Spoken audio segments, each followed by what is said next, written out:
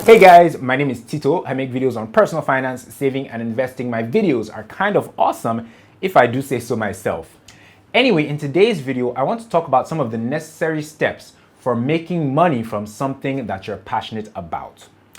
For centuries, human beings have always had a desire to earn income or to make money from things that they're passionate about.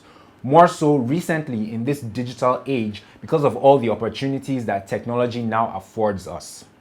In the video you're about to watch, which is an excerpt from my radio show Your Money and You, I talk about 4 easy and practical steps that you can use to turn your passion into a business.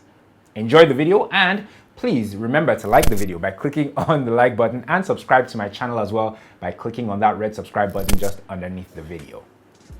Talking about turning your passion into a business, I think how one can actually go about it or start doing it, because that's where a lot of people get stuck, actually, how to actually get started with turning your passion into a business. I think the first thing you should do is to give your passion a corporate identity or a corporate look or feel. So if you take your passion and give it some form of corporate identity, even if it's by you registering the business or by you creating receipts, or invoices, just making it look corporate, then you're already shifting your mindset from this is a passion into something that is now a business so I can monetize. Okay. So that's the first thing, giving it a corporate identity or a corporate image.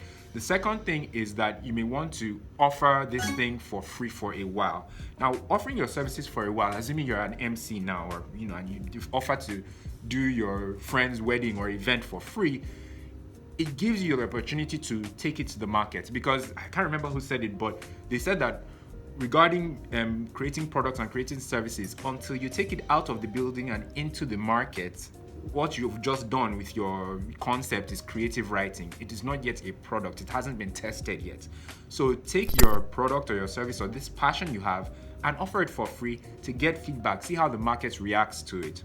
So that's 2, offering it for free. Number 3, asking yourself if this is something that you yourself would buy, if it's something that you want to use.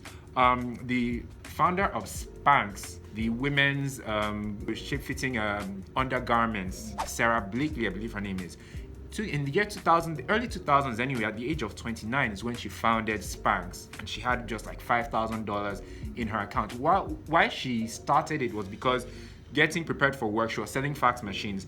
She didn't want the ends of the stockings to show, in her undergarments, so she cut them off. So she thought that, look, there should be an already made service or product where you don't need to cut off the leg parts of these pantyhose or body shaping garments. And, in addition with Oprah doing the same thing and saying it on her show, she was like, look, why can't I do this thing? So basically, this is a service that she herself required and saw through the Oprah show that other women actually do need this service. There you go, God bless you. And she went into it, and that was, I think, 2001. By 2012, Sarah Blakely was a billionaire. She's now a billionaire. She's on the Forbes list. The rest, as they say, is history. So yeah, asking, if this is something that you yourself would buy. And then finally, looking for others who are doing it.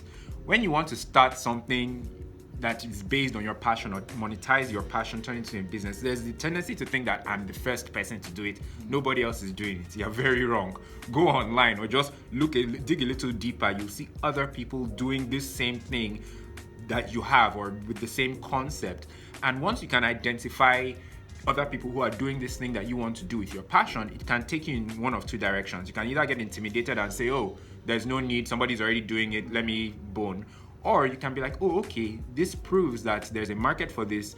Yeah. This person's actually monetizing it. They've been doing it, and it's working for them. So go online or just look around you to find if other people are monetizing this same passion that you're doing. It could be with music. There's some genres of music.